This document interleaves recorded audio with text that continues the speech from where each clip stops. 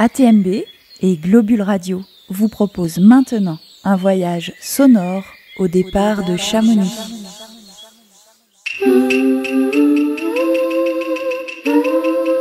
À vol d'oiseau.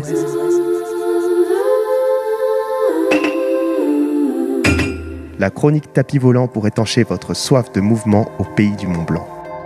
Et vous avez dit qu'on s'envolera sur votre tapis volant.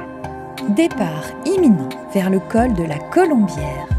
À vol d'oiseau, pas si loin de Chamonix. Ce matin, j'ai un petit vélo dans la caboche, ça pédale tant qu'il me faut un peu de vent dans les mollets.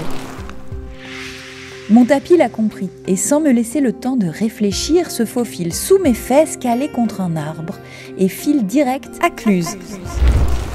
Comme par magie, je laisse mes pensées bousculées par sa vitesse derrière moi. Mon tapis joli stoppe net à Cluses et je comprends que nous allons aujourd'hui faire l'ascension du célèbre col de la Colombière par son versant nord.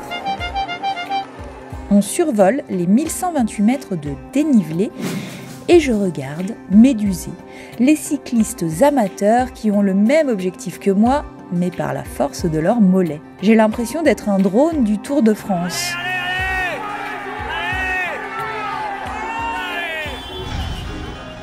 Escaladé à 23 reprises, ce col figure au nombre des principales difficultés alpestres du Tour de France. La montée débute véritablement à partir de Sionziers pour une distance de 16,3 km. Ça commence tranquillou jusqu'à Blanzy avant de rentrer dans des pourcentages un peu plus soutenus, variant de 6 à 8% pendant 4 km. L'allure des cyclistes diminue.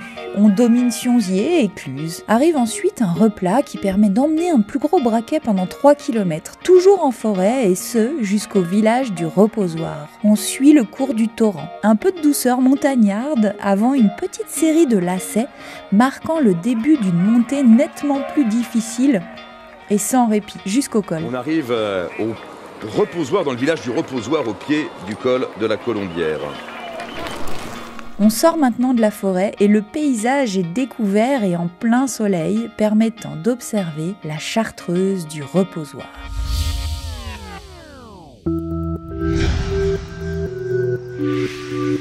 La chartreuse du Reposoir. C'est un ancien monastère chartreux. La Chartreuse est située dans la vallée du Foron du Reposoir, dans un cirque boisé au bord d'un petit lac. Les bâtiments bordant la rivière sont dominés par la chaîne du Reposoir à l'est et la chaîne du Bargy au nord-ouest. Fondée en 1151, elle abrite depuis 1932 une communauté de religieuses carmélites et s'appelle aujourd'hui le monastère du Carmel du Reposoir. On se note qu'il va nous falloir revenir explorer ce lieu chargé d'histoire. Sur les derniers kilomètres, les cyclistes ont l'air d'en baver un peu quand même. En effet, à 3 km du sommet, on peut distinguer l'un des chalets présents au col.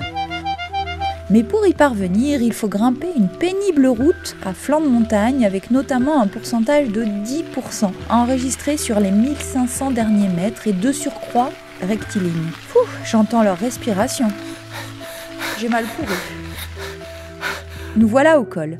Je suis toute fraîche, mais je n'ose pas descendre du tapis de peur d'être moquée par les vrais sportifs. Allez, je me lance.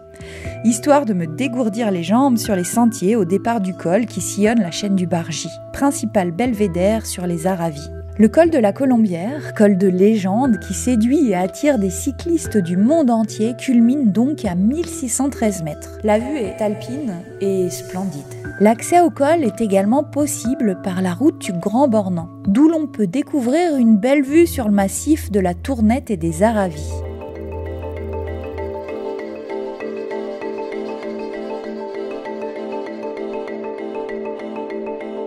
Il permet de relier le cœur du massif, notamment les vallées du Born et du Fier où se trouve le Grand Bornand, la Clusaz ou encore Thônes avec la vallée de l'Arve au nord. Un cycliste qui pourrait être presque mon grand-père m'explique qu'avant l'hiver et après une saison à rouler, il grimpe ce col depuis 50 ans, tous les ans.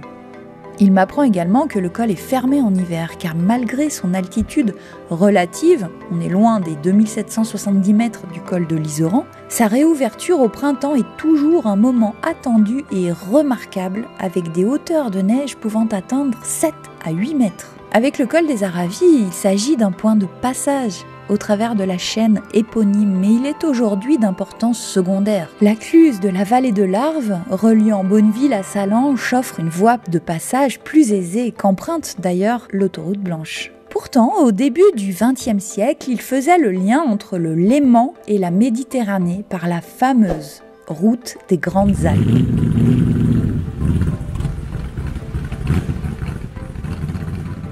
Sans aucun doute l'itinéraire le plus prestigieux que l'on puisse parcourir en France. Des berges du Léman au rivage de la Méditerranée en longeant quasiment la ligne de crête des Alpes. Waouh!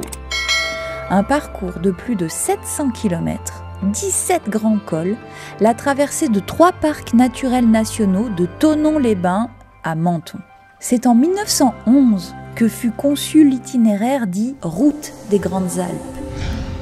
Pour dire la dimension de cet immense chantier, les travaux s'achevèrent seulement en 1937 avec l'ouverture du col de l'Iseran. Entre Thonon-les-Bains, 372 mètres, et les cols des Aravis et de la Colombière, respectivement 1498 mètres et 1613 mètres, c'est un voyage dans l'Alpe que l'on peut vivre. Ce voyage est ponctué de chalets fleuris, d'alpages où pèsent tranquillement des Abondances, célèbres vaches laitières, qui fournit 2 fromages fameux, l'Abondance dans le Chablais et le Reblochon dans les Aravis. Allez d'ailleurs, il est temps de redescendre le col par le versant du Grand Bornand.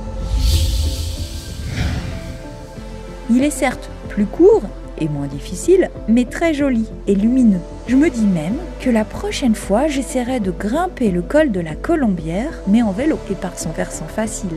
Et si vous n'avez pas de tapis volant ou de vélo, prenez au départ de Chamonix la sortie 18 sur la 40, direction Sionzier. À vol d'oiseau.